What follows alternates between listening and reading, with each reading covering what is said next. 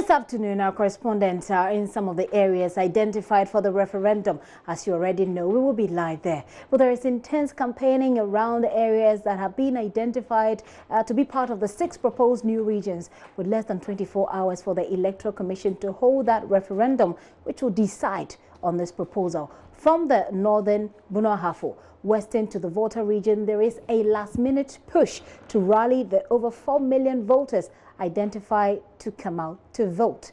Now, the Constitution, as you know, requires a 50% turnout and an 80% yes vote to get the regions created.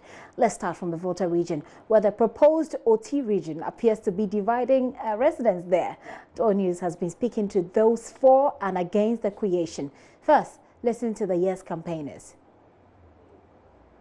Been going on very well. It's very positive.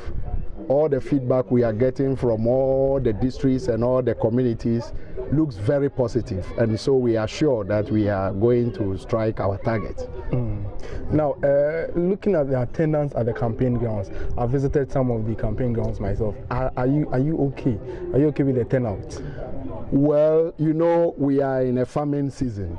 We are very much okay, because we don't just meet people in public. We go to the churches, we go to the mosques, we go to the houses. So if somebody has been visited already, of course, you do not expect the person to come out again. That will only be just to satisfy their curiosity. But to the very large extent, from my part, in fact, the campaign has been running very well, and we are so happy about what we are getting. And you're optimistic about getting your desired target? Sure. We shall even exceed it. Now, when you're addressing the rally down there, you mentioned that if you should see a no vote in any of the results or in any of the ballot boxes, you would reject that result and then further proceed to the law court to contest the result. Why? Why do you have to do that? Well, you know, we are still campaigning, and all that we have to do to encourage our people to vote yes for us, that is what we are doing. And so we have said that it is a challenge we've thrown to all the communities, all the chiefs, and that is the way we are going. So how are you going to go about this no result court case? Well, let's get to the point and we'll know how to proceed. In our quest to get a region, which is the Oti region, we have worked very far. And in less than 24 hours, we should be finished our region. I want to thank everyone to come up with their numbers and continue with the Secretary to the Coalition of the Volta Youth, Kwame Agama, wants the court to stop the referendum. We can go on the line now and speak to him. We've got him to join us. Hello, Mr. Agama. Yes. So you still on a proceeding, or you still intend to proceed with this injunction? How is that coming? Hello, please, I didn't hear the piece of the question. You want this, you want the referendum, you want an injunction placed on this referendum? Yes, and it's actually been placed. Oh, right. So I was just asking you how that was coming. How that would come in. Go ahead, tell us the latest on that.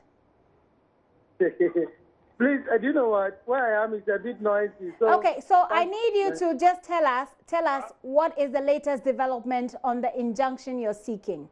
Oh, as you may have heard, the Deputy EC boss, Dr. Bosman, has declared to the whole world that elections are coming on tomorrow. Now, what we were seeking to do was to ensure that the EC goes on the right tangent. That is, they should do things that are lawful.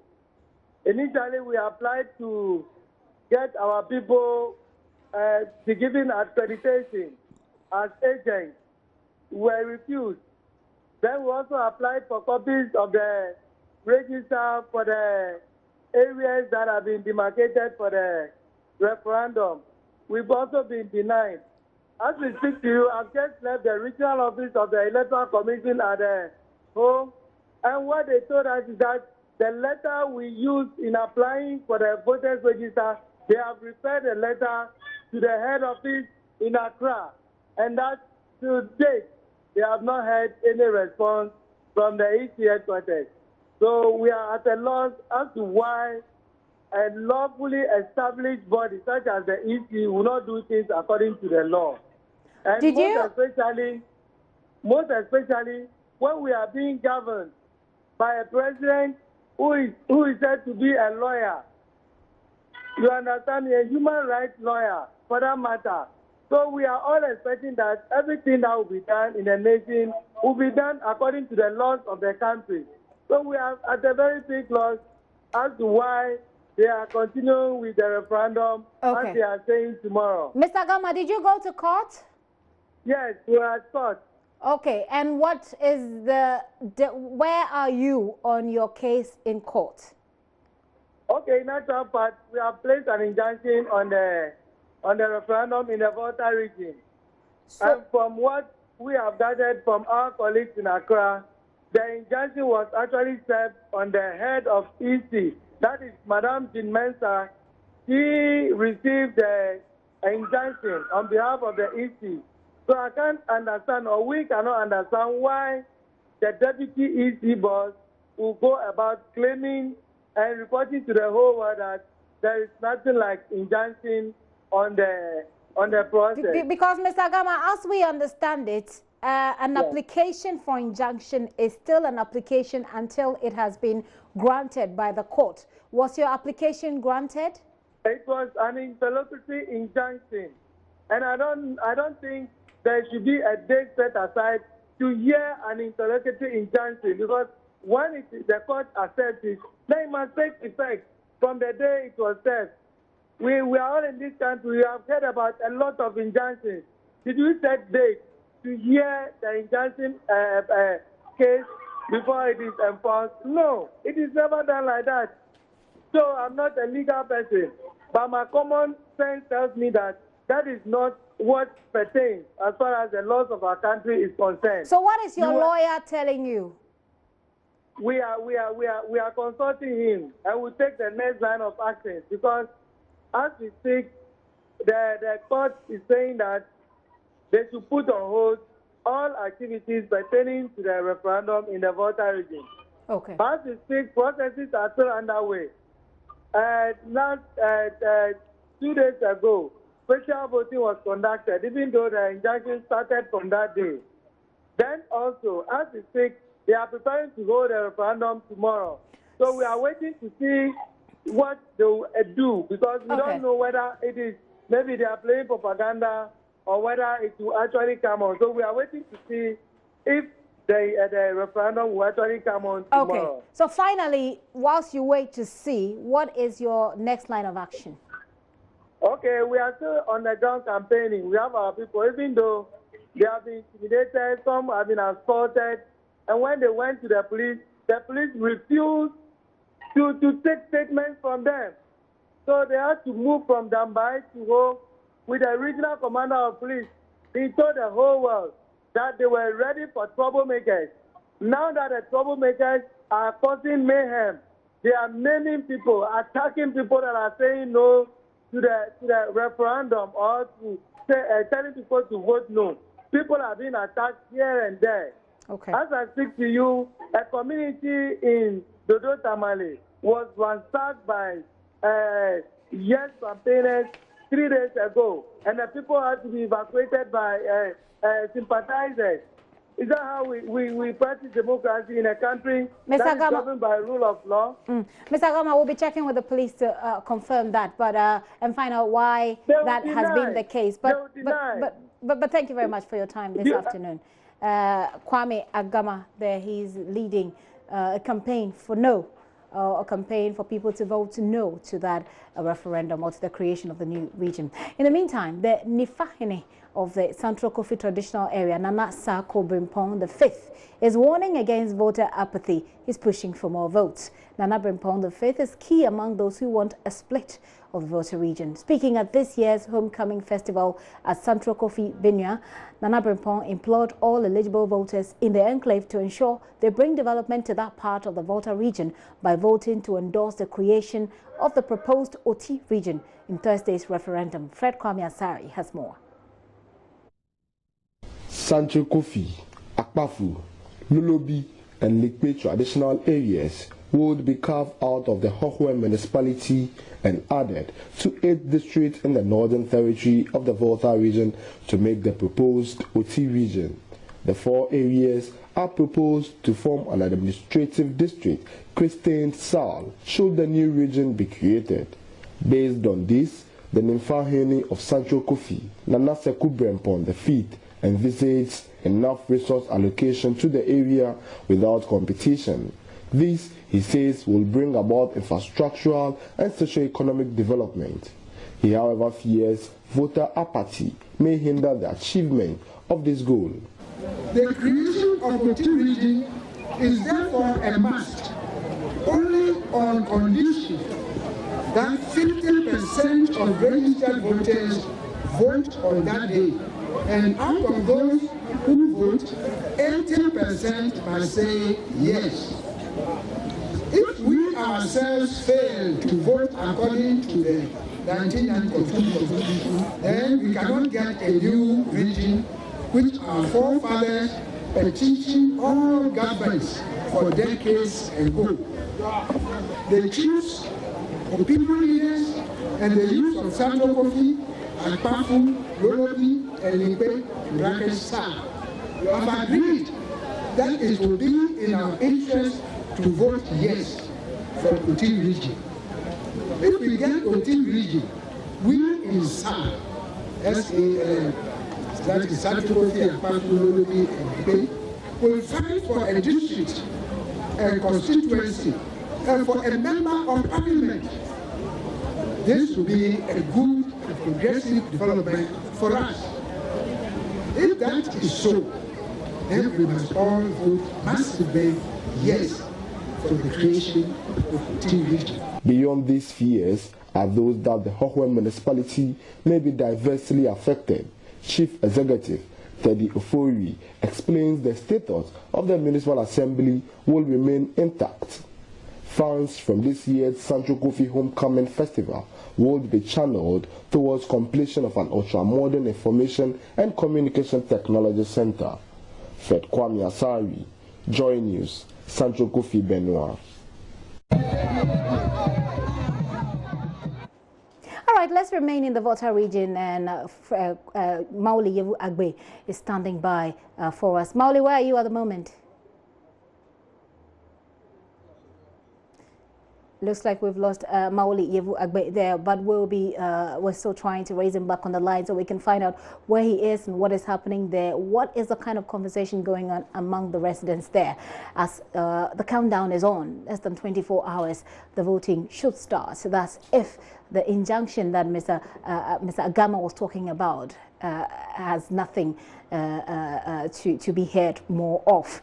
In the meantime, we'll try and go around the country to bring you our correspondent and what they're picking from the grounds on this referendum.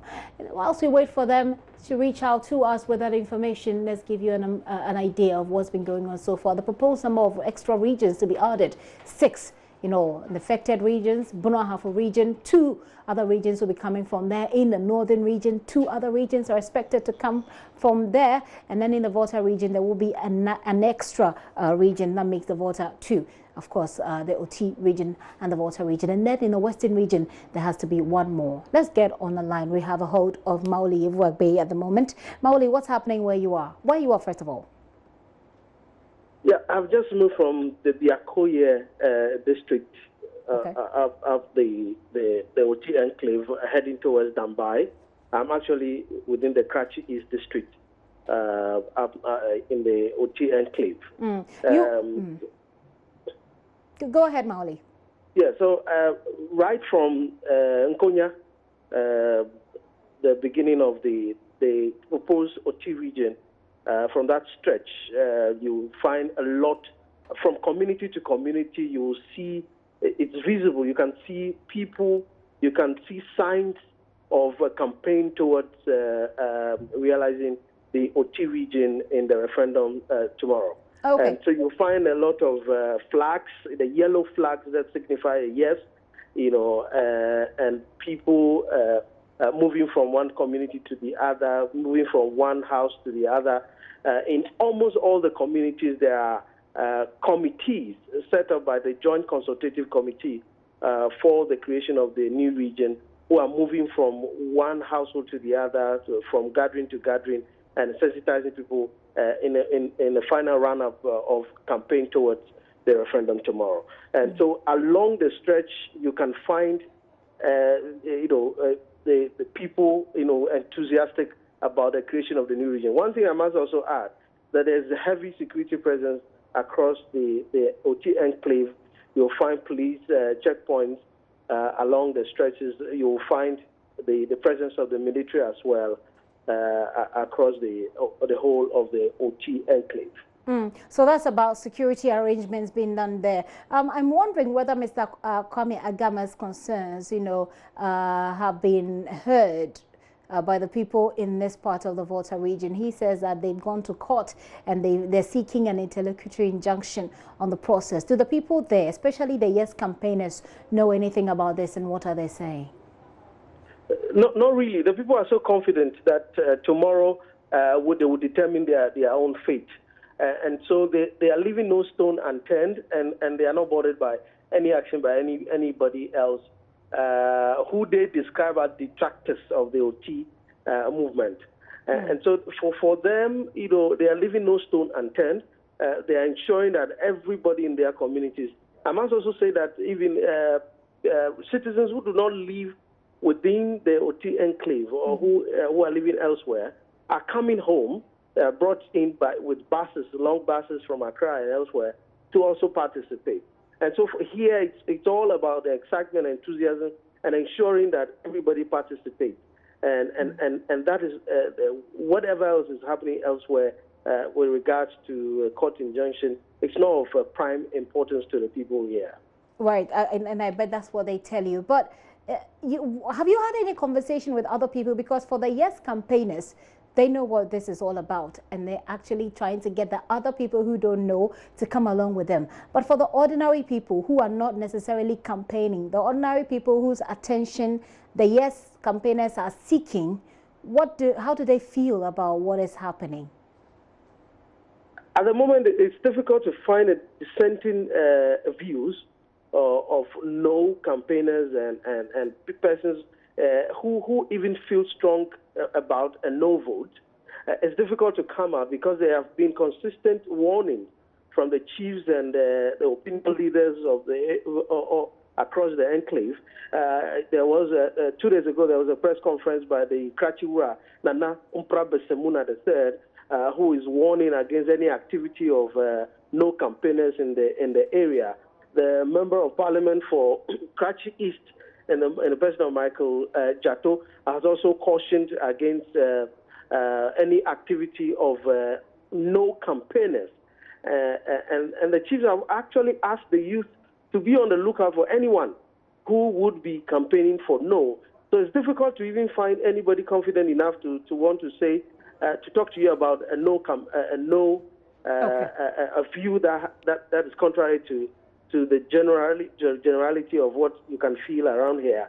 And so those you might find maybe in the ballot on the D-Day, you might find some of those expressions of no, at the end of poll. But it's difficult to find anybody to speak to you about any dissenting view.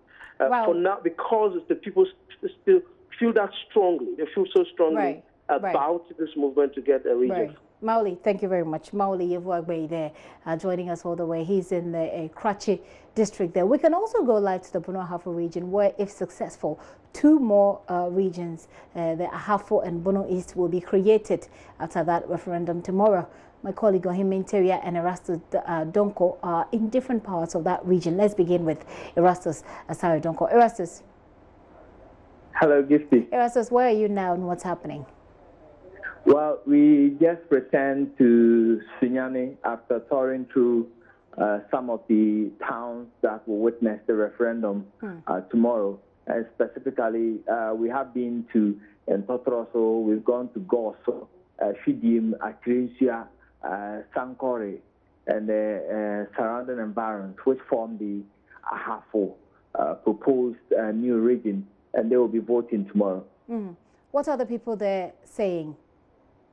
Well, generally, when you come to the Ahafo area, it's, let me say, a major and general yes for them with the creation of a new Ahafo region. In fact, they say that this idea was mooted way back, and their ancestors started requesting for this way back in time. And so they feel that by voting yes tomorrow, they are fulfilling the wishes of their great-great-grandfathers.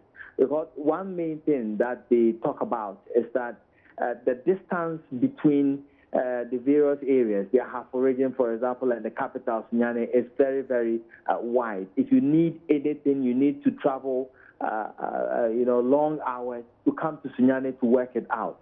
And they feel that if a new Ahafo region is created, and then the capital is, say, Kwanta or Bikim or Goso, it will be closer, it will be central, and if you want to get things done, it will be very easy. They are also talking about issues concerning the regional minister who has been appointed over the years. They are all coming from the Bono side of the region, and they feel they have not been represented fairly by somebody from their own Ahafo side. So when the region is created, they will have a familiar representation from Ahafo who will understand their issues and will be able to channel development properly to them.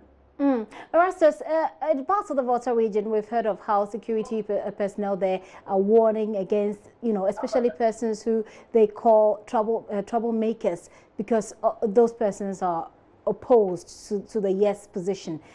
What is the situation in the Bono-Ahafo region? Well, in terms of security, per our rounds, we have not even witnessed any opposition at all to this idea of a new creation of the region. And so people you find the various youth in the area wearing T-shirts branded "Vote Yes" to Ahafo region, parading the streets, campaigning, telling people to come out in their numbers to vote.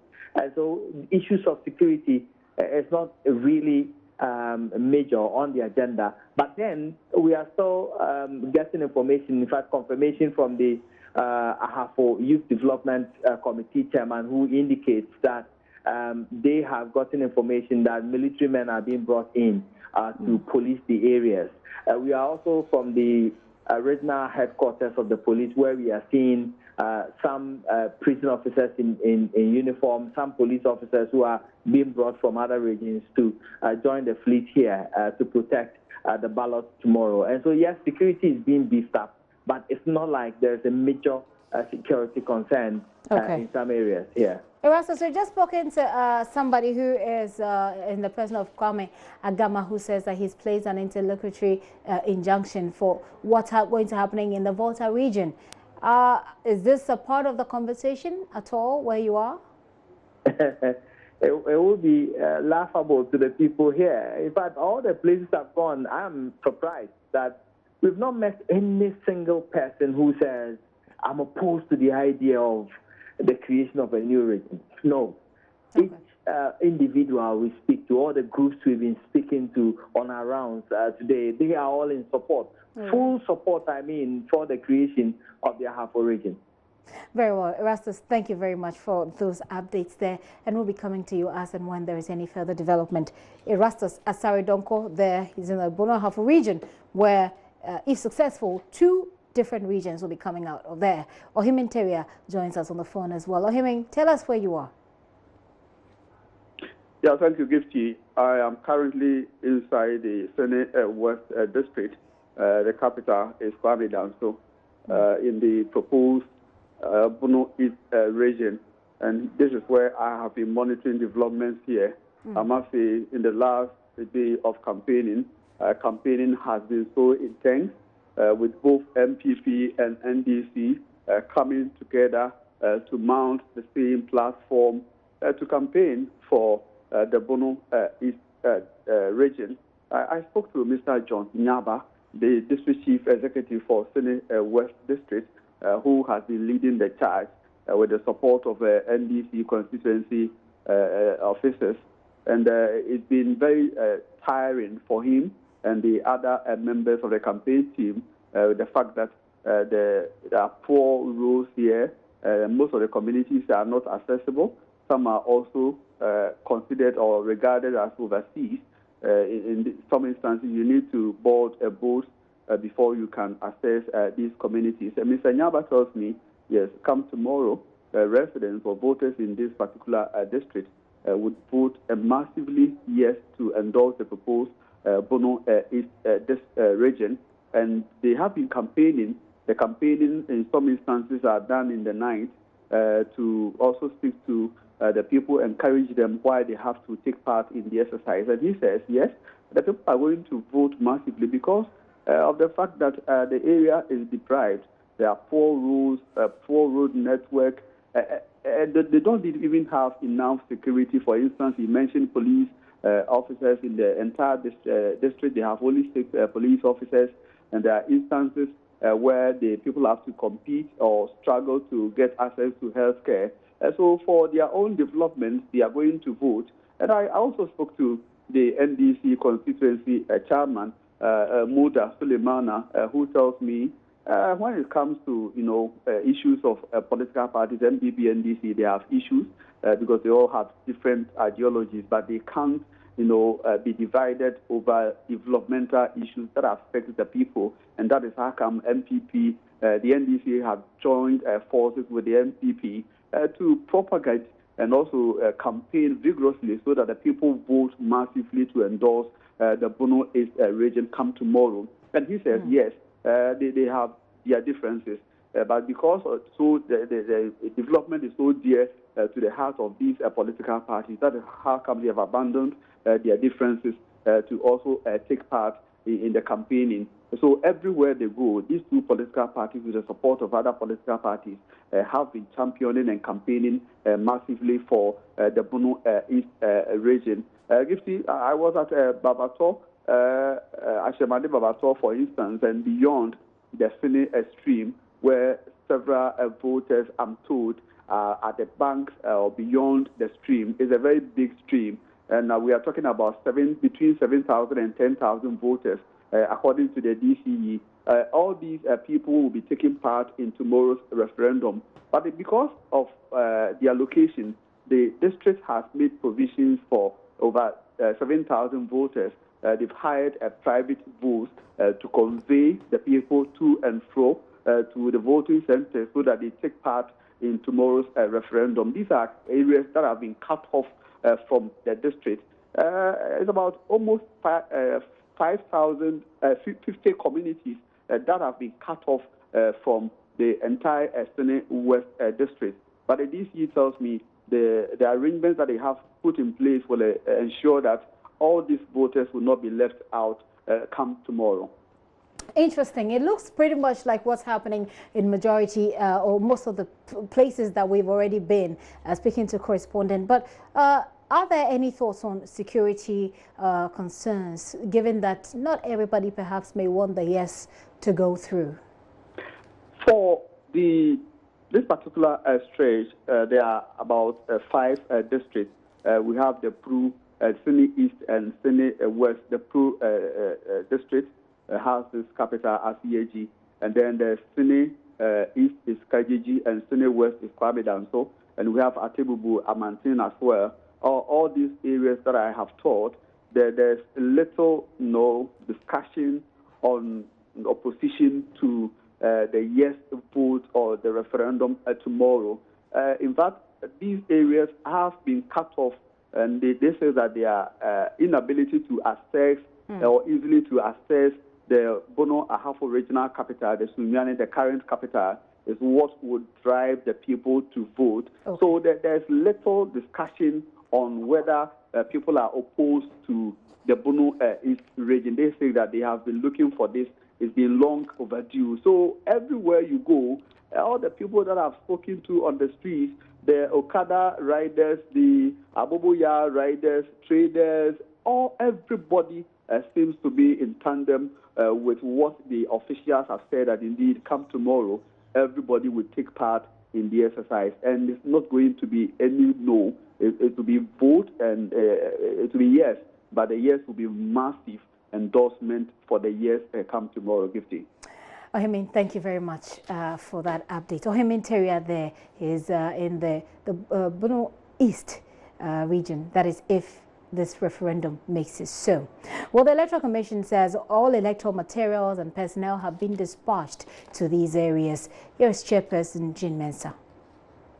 On Thursday, the 27th of December, 2018, eligible voters will go to the polls to decide whether the proposed regions, namely Ahafo, Bono East, Savannah, Northeast, Oti, Western North, should be created as new regions or not. You will recall that the President submitted the findings and recommendations of the Justice Brobe Commission to the Electoral Commission, recommending the creation of 6 new regions as follows. Western North Region to be carved out of the Western Region, Oti Region to be carved out of the Volta Region, Ahafo and Bono East regions to be carved out of the Bono-Ahafo region, and finally, Savannah and Northeast to be carved out of the Northern Region. The Commission has successfully undertaken the following pre-referendum activities in preparation towards the voting day. These include the establishment of a legal framework for the referendum, namely the CI 109, the revision of the voters' register, the exhibition of the voters' register, applications for votes transfer and proxy, recruitment and training of key staff, including temporary staff for the referendum day, amongst others. Jean Mensah is the chairperson of Ghana's Electoral Commission there. Well, we'll be going back to the Volta region to speak to the commander there to find out or to verify the concerns that have been raised by Mr. Gama, who is leading the No campaign. He says that some of their members have been brutalized by some people and the police has looked on. We'll get that confirmation from DCOP. But as we wait to get hold of the commander, let me again take you through the facts or give you a little bit of a background to what's happening and what's expected to happen tomorrow. 6 regions have been proposed to be additions to the already 10 regions that we have here in Ghana. And the affected areas, as you may well be aware of, Bono-Ahafo region, 2 extra regions should come from there. And in the northern region, 2 extra regions as well. In the Volta region, 1 more. And in the Western region, 1 more. That makes it 6 in all. Well, let's check out the timelines that have been given for this particular program. On the 17th of October 2017, President Akufo-Addo inaugurated the Commission of Inquiry at the Jubilee House. And by the 26th of June 2018, the Commission presented its report to the presidency. Now, that report made it okay for the country to move on with this referendum. Let me tell you about the membership of that particular commission. Now, there is Justice S.A. Brobe. He's a retired Supreme Court Justice, but he is a chairman as well of this commission. Dr. Grace Bediako, who is a former government statistician, she's a member on the board on the commission. Morvi Mohammed bin Salih Amir, he's the Amir of the missionary in charge of the Ahmadiyya Muslim mission here in Ghana. He's also a part of it. Professor Kwesi Kwafo Adakwa is a former Vice Chancellor at the Kwame Nkrumah University of Science and Technology. Now, more of the members, we continue. There's Gladys Tete. Gladys Tete is a local government expert. There is Robert Adjene, who is a retired Director of Education. Then there is Dr. David Esau, who is a Senior Research Fellow at the University of Cape Coast. You move on and you find Professor Jojo Wusu. He's also a lecturer at ISE and Director for the Center for Urban Management Studies at the University of Ghana. We still have a lot more people on the board or on the commission. That is the Brobe Commission. There is Josephine Hughes. Josephine Hughes is a legal practitioner. And then you find Jacob Sa. Jacob Sa as well is a legal practitioner. Now, that group of people or this group of people are supposed to advise government on the way forward, and which is where we are here. Now, let's tell you a bit about the strategies of the commission that has been put together. They collected both qualitative, they say, and quantitative data from all the 6 petition areas. So all the areas that we've mentioned, they've been there, collected information, and they say they also relied on secondary data from various sources, including the 1992 Constitution. They looked at books, they checked out journals, they read articles, and they used internet sources, etc., to come to the conclusion that indeed the nation should go ahead with the creation of these other regions. Now, these are the findings based on all of the sources I've told you they consulted in the course of their work. The spatial extent of existing regions. Now, the commission found that these areas are very far from their respective regional capitals. And if you follow what our correspondents are saying, they say that the people feel they are far away from where their action is, where if you want to renew your documents, if you want to do anything that has to do with government, the government is far away from them. So they are excited if these regions are created, government comes closer to them. They also looked at road infrastructure as part of the major findings. Now, they say that they concluded that there were substantial inequalities, especially in road development.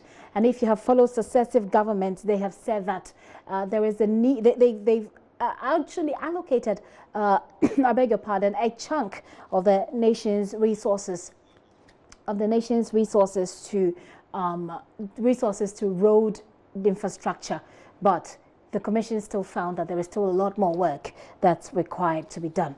Well, let's get now onto the Volta region and hear from the Regional Police Command that's saying that they have deployed over 1,300 personnel to provide security in the polling centers in that particular enclave. Let's speak to DCOP Francis Duku. He's the commander. He joins me now. Sir, thank you so much for your time this afternoon, and happy Boxing Day.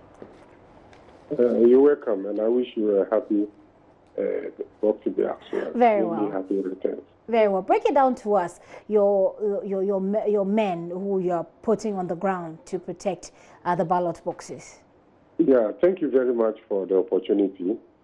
And let me first and foremost wish your listening public a very pleasurable season. On the part of the police or security, we have put in place patrols for each of the 8 districts where the referendum is being collated. Now, in addition to that, for those areas that we consider to be flashpoints, as I stated earlier, we are putting 2 service persons at the police station. And for the less difficult areas, we have 1 person manning a police station. But in addition to this, the police headquarters is supporting us with 7 patrol teams, fully armed. And we're also receiving 80 personnel from the Eastern region who will be shared among the various patrol teams. The military are already on the ground doing confidence patrols. Let me sound clearly here that the idea is not to intimidate anybody. We only want to create a congenial atmosphere, devoid of threats and intimidation, so people could exercise their democratic right freely. That is the basic thing that we seek to do. We are not here in our numbers to intimidate anybody, but to ensure that the communities are free. We did this based on the threats that we have had and the analysis. Now, help us to be on the same page with you, sir. What sort of threat are we looking at with this very little number of people expected to vote? Yeah, armed threats. Lately, before I walked into a meeting with the Jasika district officer, where I am now, we are receiving reports that some chiefs are organizing motorbike riders to come and create mayhem. My advice to those riders is that they must rescind their decision to come over. Because when they come and they create any mayhem, they will meet us squarely. We are prepared for them. Anybody who will put any impediment in the way of the referendum will not have it. But is this information that you have received, has it been verified by your own intelligence team? I have asked the intelligence team to do the verification, and as we speak, they are working around the clock to get the source of the threat. Okay. We are not going to take chances at all, because a lot of work has gone into this preparation to get to where we are now, both material and financial, and we will not allow that to go with. Besides that, we have a constitutional responsibility as the frontline security to protect the Constitution, and that is basically what we are setting out to do. If you say you will not allow the resources that has been put to this to go waste, exactly how do you mean? We will not allow anybody to come and put the whole process into disarray and create confusion and panic. Okay.